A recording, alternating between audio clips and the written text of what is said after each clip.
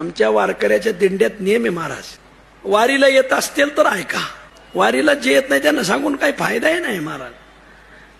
आमच्या दिंडीत नेम आहे, दिंडी थांबल्यावरच लगवीला जायचं, मध्ये लगवीला जायचं नाही. ज्ञानोबरायच्या सोहळ्यात टप्पे टप्पे, सकाळचा 20वा दोनदा, आणि मग दुपारचं जेवण, दुपारून दोनदा 20वा, आणि मग संध्याकाळ कधी कधी 3-3 विसावे. ते विसावे कशाला आहेत असं लगवीला याला त्याला जायला.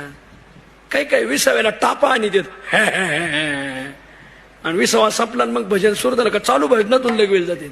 मग तो 20व्याला काय झोपा काढीत होता का? त्याला हे जुन्या वारकऱ्यात राहिलं का ते शिस्तीने कळत. जरी आपण लगवीला गेलो दिंडीत तरी जाताना टाळ जोडीदाराकडे दिला पाहिजे, कोणाकडे दिलाय ते बी ध्यानात राहिलं पाहिजे. काही काही लगून येतात, माझा टाळ म्या कोणाकडे दिलता, तू दिंडीत आला हेच लय झालं, बरं दुसऱ्या दिंडीत नाही गेला, ही दिंडी माझी कोणती म्हणून. लय येडी. आता काय सांगावं, माऊलीचा सोहळा आणि तुकोबरायचा सोहळा एकत्र होतो त्या याला पिराच्या कुरोलीला, आणि स्वपन देव बी तिथं एकत्र होती. तो काय सगळ्याला मिळ नाही. स्वपन देवाचे वारकरी ज्ञानोबरात जातात काही काही. आमची दिंडी नंबर 11 आहे. अरे हो, पण कोणत्या सोहळ्यातला? म्हणजे कोणता सोहळा आहे हा? स्वपन देवाचा. अरे ज्ञानोबरायचा, आता काय करावं? मग दुसरा सोहळा पाहतो, हा आमचा 11 नंबर. पण माणसं तर दुसरी